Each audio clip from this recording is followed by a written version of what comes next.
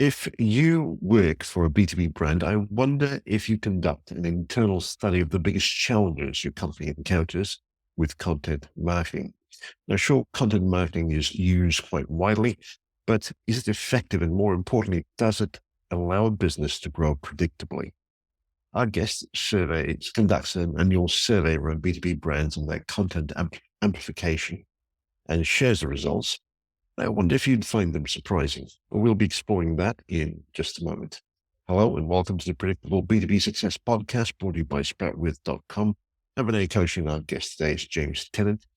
James, you a seasoned content marketer and copywriter with over 12 years of experience and also the founder of Converge. Converge, as I understand this correctly, is a successful content promotion tool that helps businesses amplify their reach. Mm-hmm. Yeah, that's it. You've also worked with organizations such as the UK government, Universal Studios, and eBay, along with hundreds of other businesses worldwide.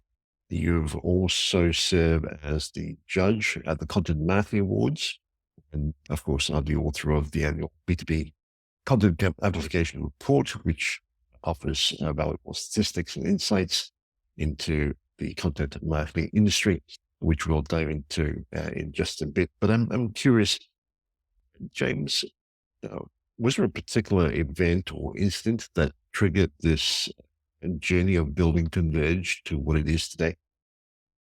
Yeah, there was. It happened over a number of years, slowly, bit by bit. But as you mentioned in the intro, thanks for that, by the way, I've done a fair amount of content marketing work for a lot of businesses based all around the world. And as time went on, it became apparent that it wasn't necessarily a content creation problem that businesses were having.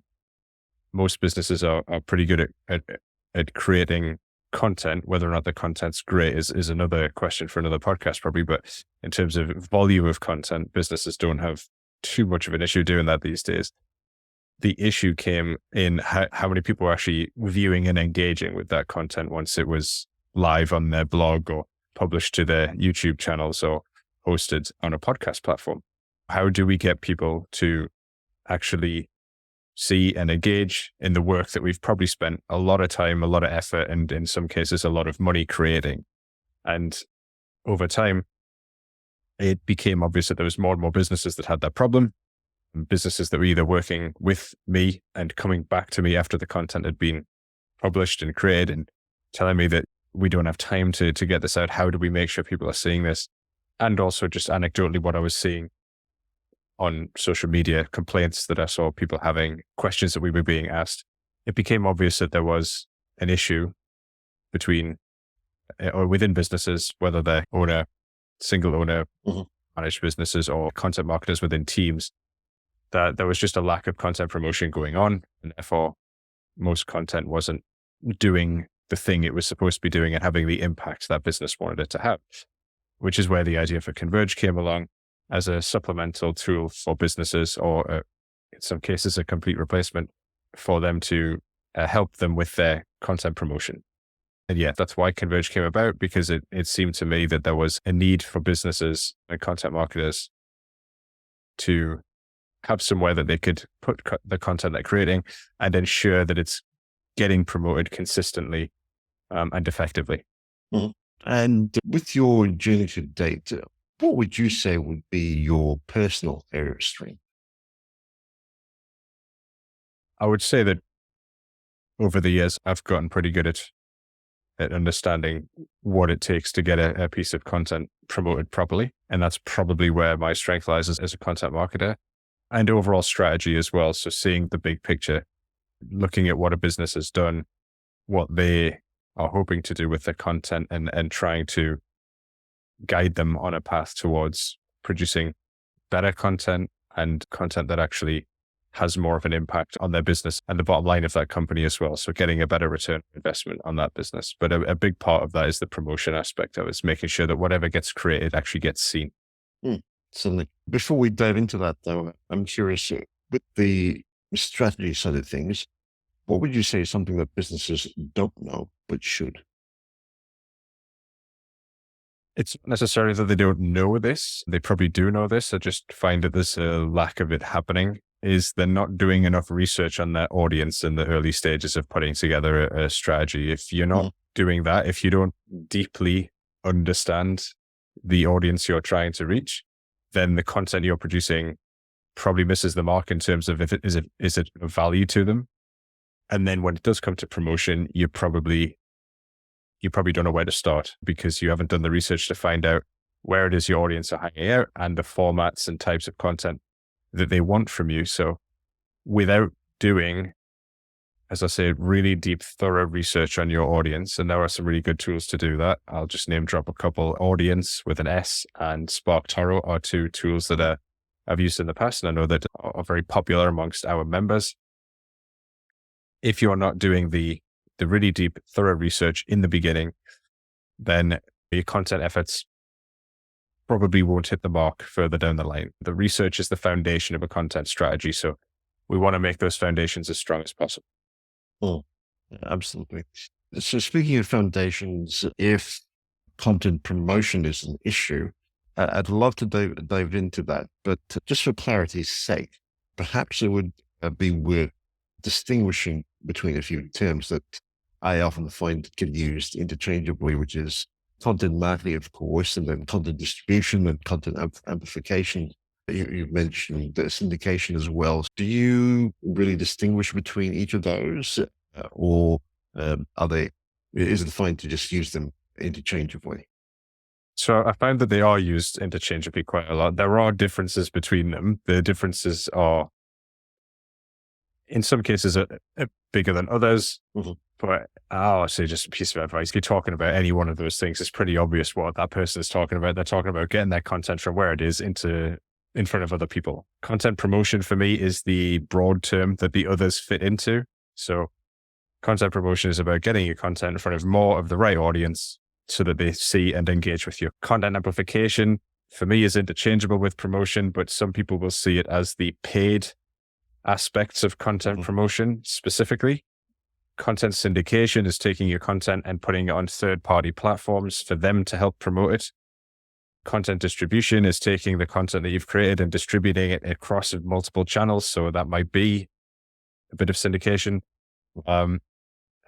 Content distribution often involves repurposing content as well, because you are taking your content from the format that it's in originally and making it fit the new channels that you're trying to promote it on. So that's promotion, amplification, syndication, and distribution with a bit of repurposing in there. There are slight differences between them.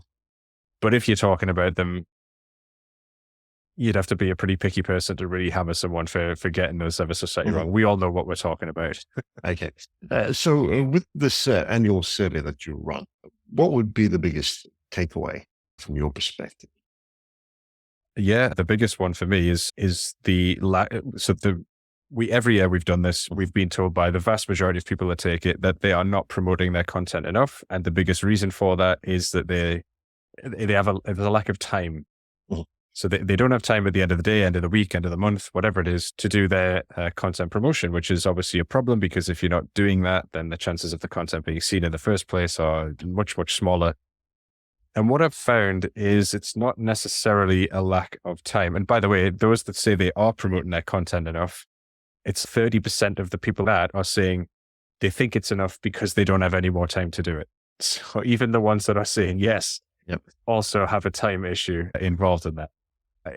For me, it doesn't really come down to a lack of time. It comes down to a lack of priority. So the reason some content marketers are finding that they have a lack of time is because they think of content promotion as when I find the time to do it task. It's an add-on. It shouldn't be an add-on. It should be a part of the content strategy from the beginning. It should be as important to a content strategy as content creation is, because it's pointless doing the creation if nobody actually sees the thing that you've spent all the time creating. So if content marketers and businesses change their perception or how they view content promotion and actually bake it into their strategy from the beginning and schedule the amount of time they need to do it effectively into their strategy, then there is no lack of time. It's just part of the tasks that person does because it's part of the schedule that they've written. Other things will probably have to come out. Typically, what I would advise is that you do less content creation and focus more on promoting the stuff that you are creating to get it in there. Because, without it, in most cases, it's probably not worth doing the content in the first place. Yeah, it's a priority issue, I would say, not a time issue. The time issue comes from a lack of priority.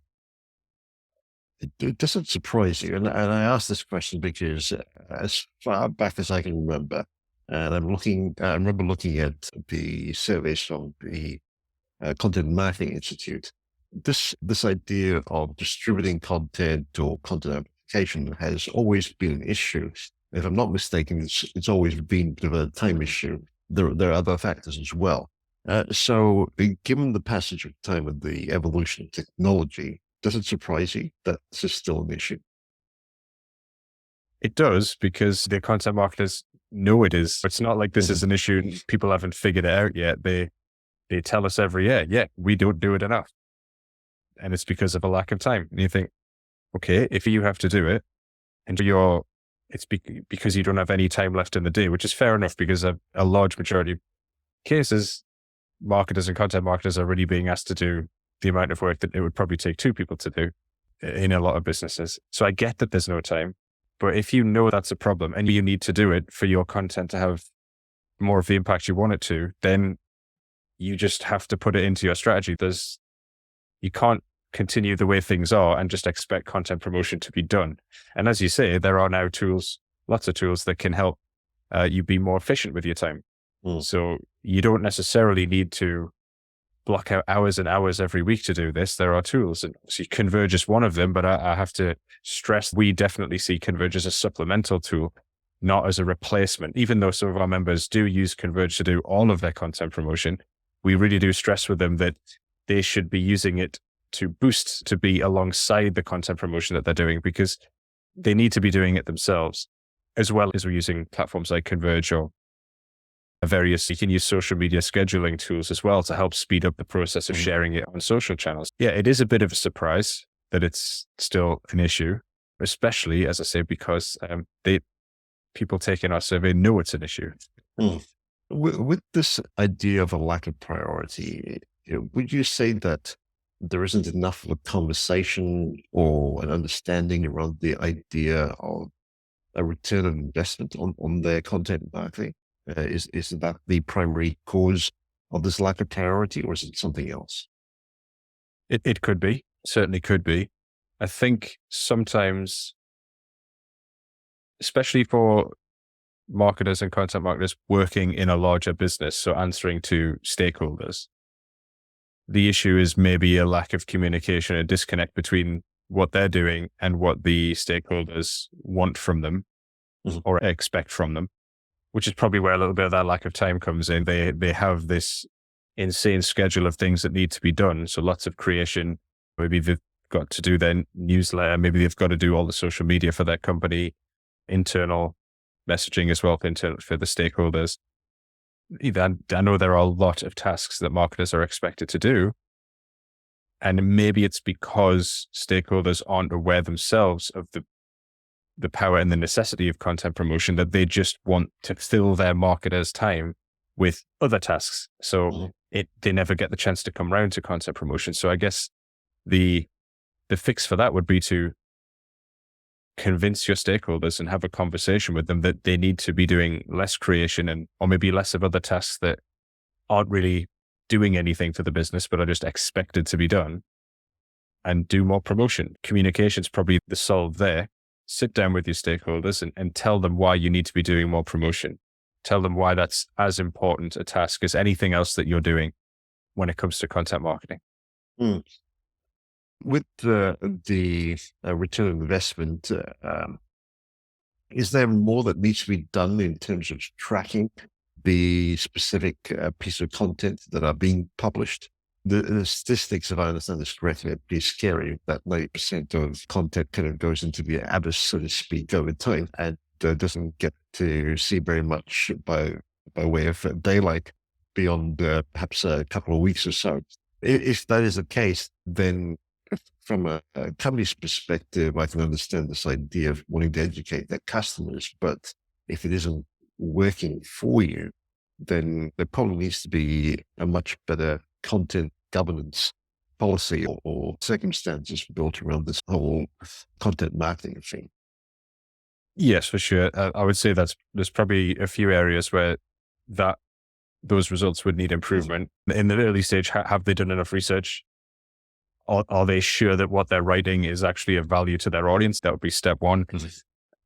Figuring out where their audience hang out and the formats they like their content in would be step two. So that when it comes to sharing that content, they know that's something, not only that the information is something the audience wants, but the type of content is something that your audience actually actively engages in. So that would be something to look at. We need to audit that. Are we doing enough research? Do we know enough about our audience? The second part of it would be, are we actually promoting?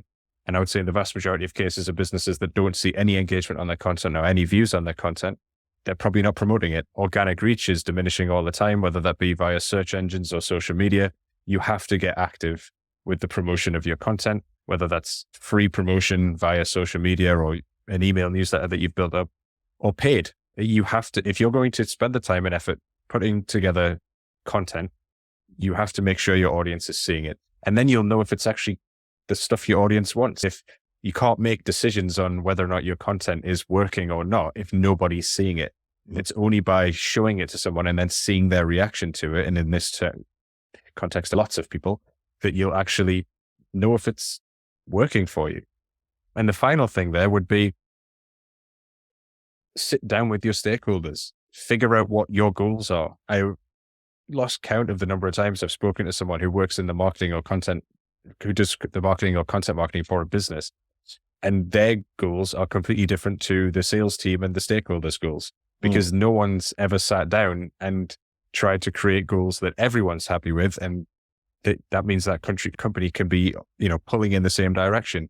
The content marketer's happier because they know, I know exactly what I need to get out of this content to satisfy the goals that we've set. And the stakeholders and, say, the sales department, they understand why that content's being created to meet the goal that they are happy with that content meeting. So communication, they're sitting there with stakeholders and figuring out what those goals are, and therefore which KPIs and metrics to track, is key. So those would be three things.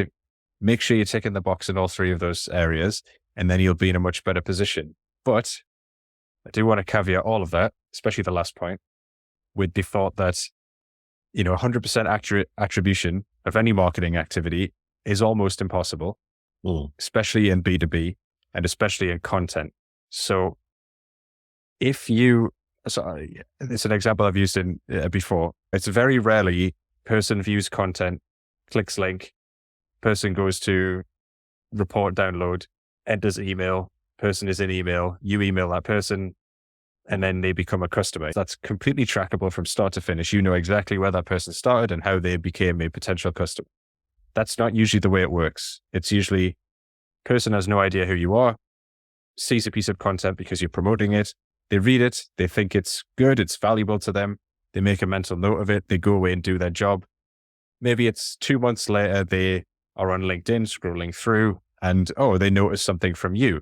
And because of the recency bias, the beta Meinhof phenomenon, they're paying more attention to you because they remembered that they read something that they found valuable a couple of months ago. Now they've read your LinkedIn message and they found that valuable. They go away. They come back a couple of months later when you say that you've produced a report, because they now trust you more because they're more aware of your brand. They're more aware of your authority in your industry. They're more likely to download that report. Say it's a gated report. They're now giving you their email. They're far more likely to do that because of the previous content. And then at that point, they're in your system and there might be a way for you that you've set up that you can nudge them along and maybe they become a customer further down the line.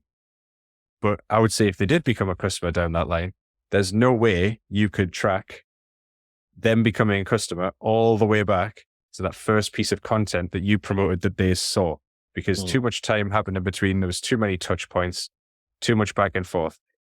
That doesn't mean, though, that any of that would have happened without that piece of content. In fact, it's likely that it wouldn't have had that first piece of content not been something that they saw. So yes, sit down, work out the goals, figure out the KPIs and the metrics you need to track. But there's an element of trusting your gut when it comes to marketing and thinking content marketing. If you are producing content that you know is valuable to your audience and that you know you are promoting effectively, and you see the numbers, the relevant numbers going in the right direction for your business, but you can't quite track everything back to that content that you're promoting, it doesn't mean it's not having a significant impact on your business's bottom line and the return on investment. That sounds like sound advice, but perhaps there's someone listening in thinking, that sounds terrific, James, but what you're suggesting is a lagging indicator. Is there the potential to create perhaps a financial model, so to speak, to determine what piece of content should get priority, because they would probably maximize the investment that we put into producing this content and the dollars, so to speak, that we would be able to earn? Does it help to have some sort of model or matrix to prioritize what types of content perhaps do better than others? That would be in the tracking process. So you would know what types of content you're producing and how to track that content's effectiveness. It becomes fairly obvious if you're doing it right over time to see which pieces or types or formats of content are having the biggest impact. And obviously as well, it comes down to impact over time and investment as well. It's not just, oh, that's having the biggest impact, but if it's having a huge impact and it's costing you more money than it's bringing in, it's probably not worth continuing with. Mm-hmm. So it's figuring out what it's costing time and money wise to produce content, understanding how you track that content's effectiveness with the caveat of understanding that there is an element of trusting your gut when it comes to this. Obviously, tracking is hugely important, but it's not always going to be 100% possible.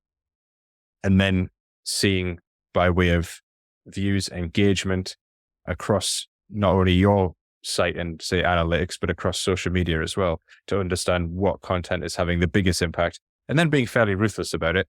If stuff isn't working, just drop it. We often have this problem with in a lot of areas of life, but in content, when maybe the person who's produced it feels quite precious about it because they've spent so much time and energy creating it that they want to keep plugging away with it, even if it's not working. I would say you've got to be fairly ruthless when it comes to content.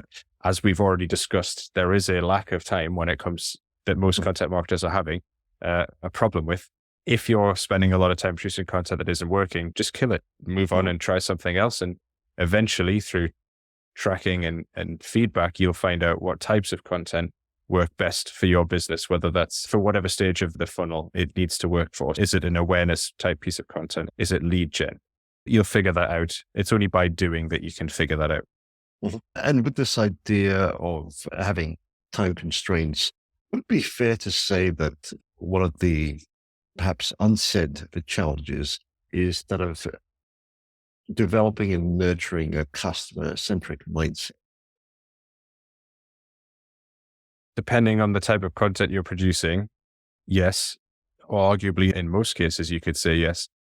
I don't see it as big of an issue now. I think people are more wise to it, but if I'm understanding the question correctly, there is sometimes a problem where companies are producing content that they want to see, that they like, that they think is good, without actually understanding if it's going to be of any good to your audience. And really that they're the only people whose opinion matters in this situation.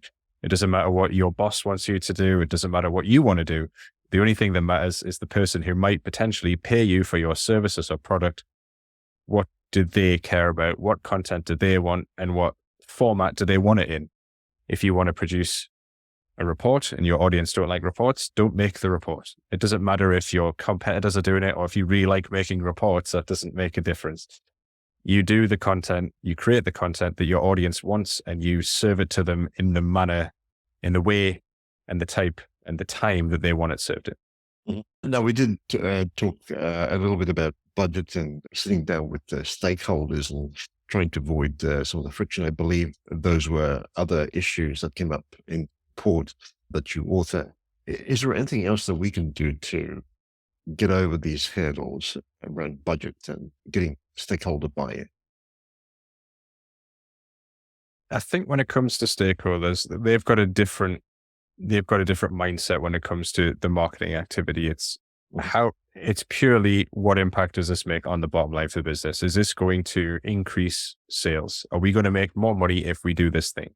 So the way to convince stakeholders is through education.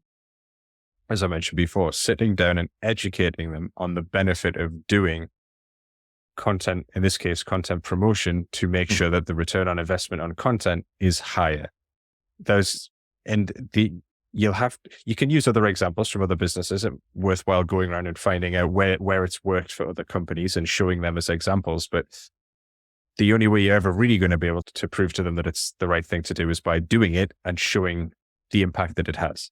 Mm. So in the early stage, you're going to need that buy-in through education and examples of other businesses, case studies where it's worked for other businesses. And then after that, the proof will come from the activity that you're doing and the impact that it has. It's the only way you can really do it. There's no way you can make them see something that will happen to your business before it's had the chance to actually happen. Well, now, Converge, as we said before, is a content amplification platform. But I'm curious, is there a particular process that you use to promote your content pieces? Yeah, so we essentially save content marketers a lot of time using the platform. And the way we do that is through partnerships that we have with aggregation platforms and syndication platforms. The ones you will have heard of will be Google News Now, UK, USA, Bing, Yahoo, etc. When content is published on our platform, it also gets syndicated immediately out to those platforms and then shared with their audiences as well, or the relevant sections of their audience. I should say, not everybody. It goes to it has to go to a relevant audience, and we use the content subject matter and the categories that people publish under to find the right fit on those other platforms as well as on our platform. We also do a bit of manual promotion, so we'll find the social media channels and groups within those social media channels that your audience are active in, and we'll share the content there. And then the final aspect of it is a handpicked list of sources of influence within pretty much every B2B industry who we will share the content with, because people like to curate high quality content. And then we'll encourage them to share the content as well. That last set part of it is not something we can guarantee, because it's up to the person if they want to share it. But we've got a very high success rate with that because we share high quality content with them. And as I say, people do like to curate content.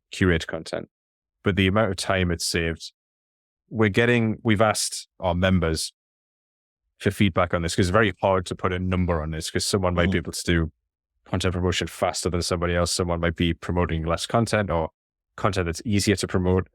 But it seems that we're getting an average of about 3 to 4 hours per week per piece of content.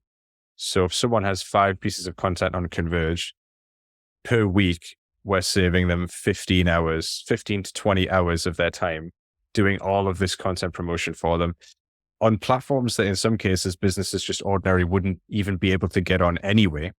So they're reaching significantly more of the right people than they ordinarily would be on their own. And they're also saving, say, 3 to 4 hours per week per piece of content that they put on our platform, which at the end of a year would be significant savings in time. So I can see the productivity benefits there. Are there particular forms of content that do better than others on the platform? Yes. So anything that's advice or opinion does over, say, news content. We will take news content, but the reason the other two do is they often have a longer shelf life. They're more evergreen.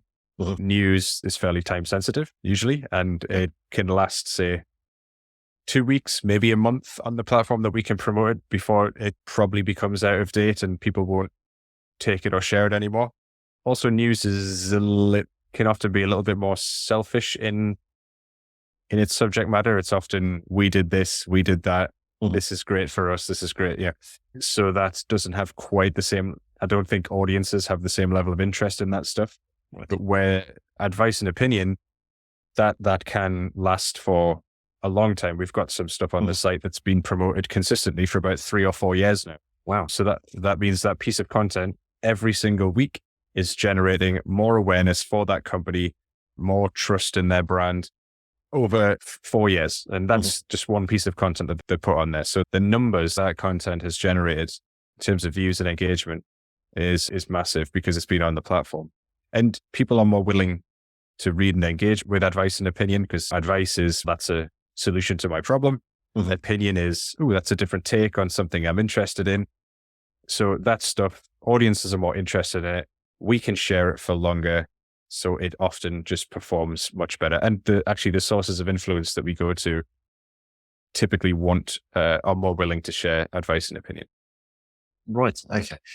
With this example that you're talking about of a couple of companies that have had pieces of content on the platform for about 3 to 4 years, is that something that they continue to invest in? Or is that something that your platform tends to surface because of the, I'll use the word virality because I can't think of a better word of that particular piece of content? So once a piece of content is on the platform, you don't pay for it to be continuously on there. Right. Each article is technically, there are subscription fees for certain numbers of articles that you're allowed to publish, but essentially it's a one payment per article. So the fact that article's been on there and still gets views for 4 years means the cost of promoting that article is in the fractions of a penny now for that company. That's not to say every piece of content will have the same level of success as that, but if we think that the content is still relevant, we'll promote it. And there'll always be peaks and troughs throughout the year regarding how well that gets picked up. It's not like we can say that a piece of content, if it's promoted, will get this number of views every single month for its lifetime on the platform. Some months will be really good, some months will be not so good. And that depends entirely on the appetite of audiences, the time of year, what sort of topics are trending. There's too many variables for us to be able to say it's going to get this number of views every single month. But as long as the content is relevant and valuable to an audience, we'll keep promoting it. And it may end up being that it's on there, as long as the company remains a member of the platform, of course, it will stay on there and be promoted by us, and therefore have a much, much better chance of generating significantly more views and a lot more engagement from your target audience, which in the long run, the idea behind all content, of course, after it's built the awareness and generated that trust in brand, is to increase the number of customers you get as well. This has been terrific. James, what about the conversation around video, certainly images? Is that something that you find still gets a lot of traction? In regards to having images and videos in content, do those specific pieces of content to do better with if they include images and videos? So images, yes. I think if you've got written content, images going with it makes a difference. I think the difference it makes depends. I always find that industry is always very quick to add a percentage that covers everything. Images will likely have more of an impact on someone reading a marketing or advertising article than it will someone reading an article on construction aggregate or engineering. The type of audience is very different, but by and large, images in written content online will do better, will perform better. Video is just becoming more and more powerful as a medium for content, and more people are turning to video all the time. So having video alongside content rather than written content alongside written content rather than purely in replacement of, I think is probably the way I would go personally. And then of course the good thing about content is it can be repurposed. So there's no reason why a blog can't be a video and a video can't be turned into a blog or a podcast, an infographic, all different types of content. And we find that some of our members are embedding video within their written content as well. So it's actually all coming down as one piece of content or one place to access all of that content. But yeah, if businesses aren't considering video, I would certainly look into it as something that might be worth doing. Again, depending on research that you've done about your audience, whether or not they want that. I'd like to turn the table, so to speak, and get your perspectives as a customer. We were talking about images. So I believe there's a tool that you tend to prefer to edit your and produce images. What is it? So I use the Affinity suite of products, which are essentially the same as the Adobe suite of products. So things like, you will have heard of Photoshop and Illustrator and InDesign. Affinity has their own version of those. And I use those for image design, graphic design, and photo or image editing as well. They are essentially the same as Photoshop. I have found very little difference in the capability of Affinity products compared to Photoshop products.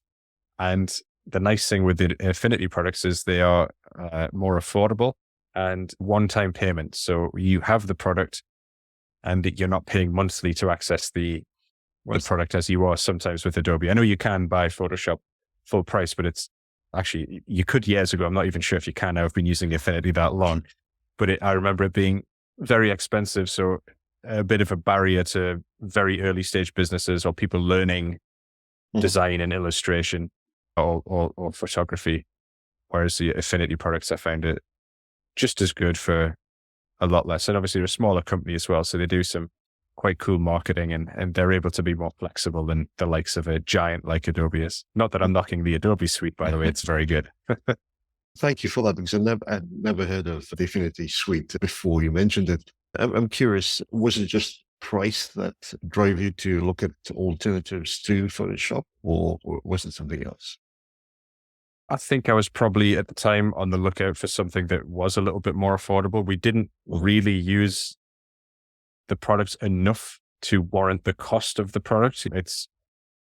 It felt like a lot of outlay for not so much in return, because we don't use those products to do, at the time, we didn't use Photoshop or Illustrator to do much more than put together a header for a blog and maybe edit a photo that went into the blog. So it felt like a lot of money up front or monthly to do those very simple things. And it was just in my research on Adobe Photoshop alternatives that I found Affinity, looked into their product, looked at their marketing, looked at the reviews that they got, and very quickly realized that was going to be far more acceptable to our activity at the time. And when you actually get to use the products, I don't notice much of a difference. I do digital art in my spare time, as one of my hobbies in my spare time. And it's just as good using Affinity Photo and Designer as it is using Illustrator or Photoshop in the Adobe suite. Is this something that you alone use, or does your team use the suite as well? Yes. So I use it, and actually, I'm not sure if everybody uses it, but you can save the files is the same. So they open across, right? They're compatible across both programs. I couldn't say if everybody's using Affinity, but I certainly do. And with the product, did you find much of a learning curve in using it, given your past experiences with perhaps Photoshop or similar tools?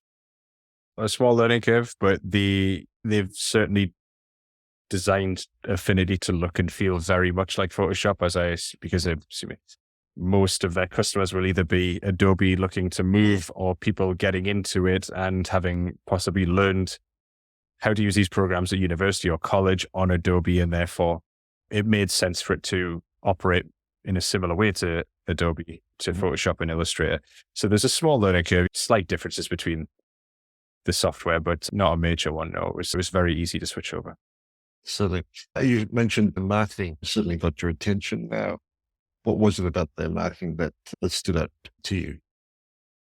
I'm not sure if there was any one thing in particular. It just stood out. It's from an image perspective, from an aesthetic perspective, it stood out.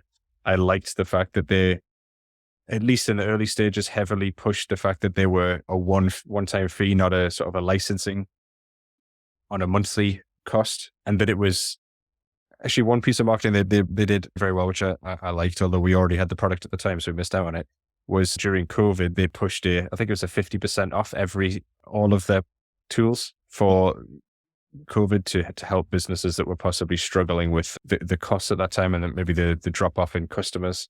I know a lot of companies got hit badly in that time when revenues were down. So they did a push on their products to everybody at a 50% off to a lifetime to help them out. I thought that was a nice touch. I know a lot of companies did that at the time, but it was nice to see that.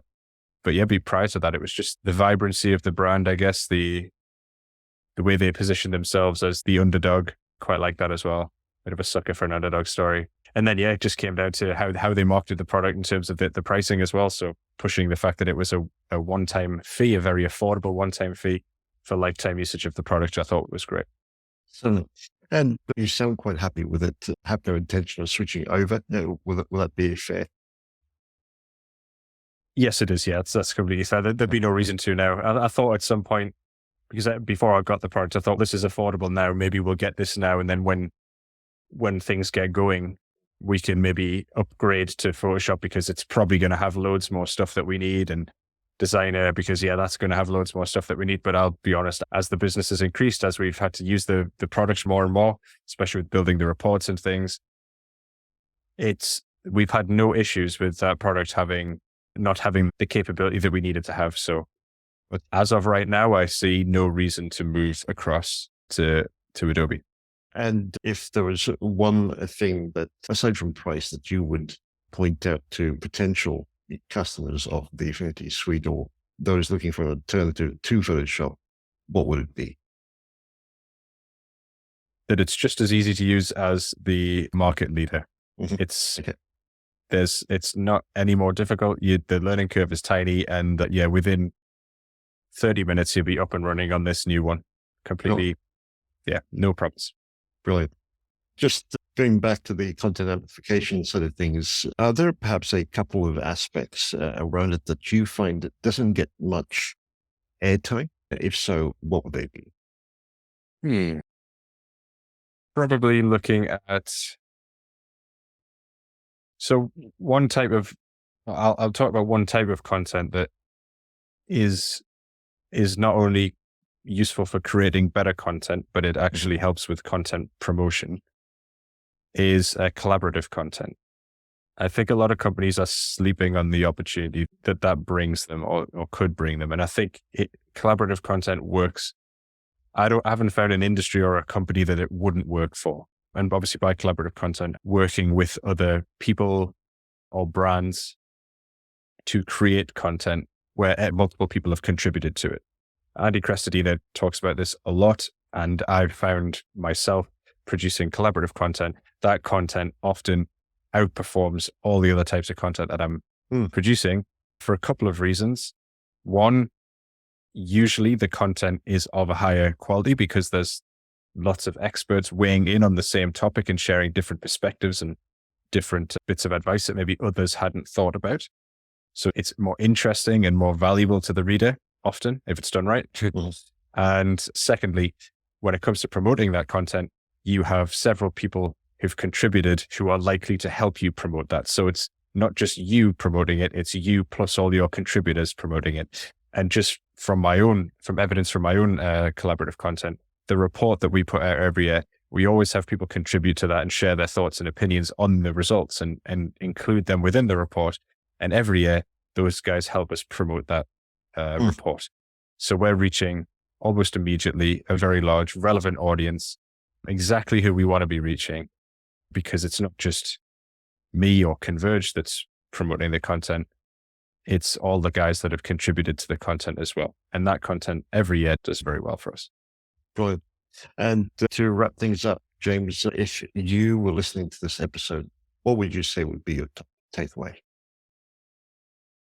The biggest takeaway, if there's one thing people take out of this, it's please bake content promotion into your strategy in the very beginning. When you're before you create any content, when you're coming up with the strategy, make sure content promotion is as important and as prevalent a part of that strategy as content creation, because without it, the